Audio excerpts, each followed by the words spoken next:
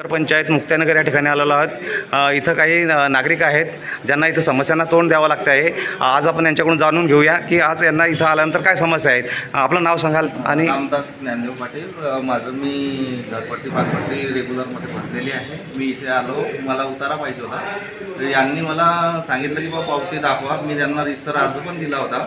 त्यांनी त्याच्यावरती मला भरल्यानंतर 8 दिवसापासून उतार्यासाठी फिरवत आहे की साहेब नाही आहे, सुट्टीवर आहे, देतो, आज देतो, उद्या देतो, संध्याकाळी या प्रकारचे वाक्य बोलत आहे।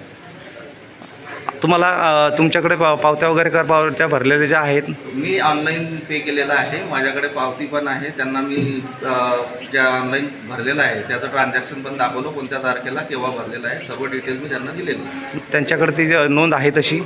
त्यांच्याकडे नोंद नाही आहे। ते आता जेव्हा मी बोललो तेव्हा त्यांनी ते इकडे शोध तिकडे शोध असं चालू आहे त्यांचं। अच्छा, मग आज अद्यापर्यंत तुम्हाला तो उतारा मिळालेला नाही आहे? नाही, अद्यापपर्यंत उतारा मिळालेला नाही।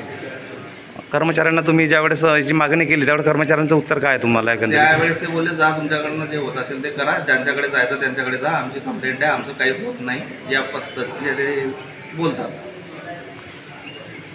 पंचायतीमध्ये कर भरण्यासाठी इथं आलेले आहेत, उतारा काढण्यासाठी आलेले होते बांधकाम कामगार व्यावसायिक मुक्ताईनगरचे पंकज भाऊ जनके यांनासुद्धा इथं कोणत्या पद्धतीनं वागणूक दिली गेली आपण त्यांच्याकडून जाणून घेऊया। काय सांगाल पंकज भाऊ, आपण या ठिकाणी आपण उतारा काढण्यासाठी आलं तर? पहिली गोष्ट तर नगरपंचायतचा कुठलाही कारभार जो चालतोय तो सुरळीत किंवा योग्य रीतीने चालत नाही आहे, कारण यांच्याकडे कुठल्याही प्रकारची नोंद नाही, कोण कसे पैसे भरता याची त्यांच्याकडे माहिती नाही। जेव्हा मी यांच्याकडे गट नंबर 735-2/2चा उतारा घेण्यासाठी आलो तेव्हा सरळ कर्मचाऱ्यांना मला विचारण्यात आले की तुम्ही तुमच्याकडे बाकी आहे, तुम्ही ते दाखवा।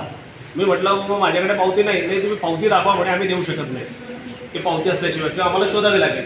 जेव्हा शोधाशोध करायची आलं तर प्रत्येक वेळेला हा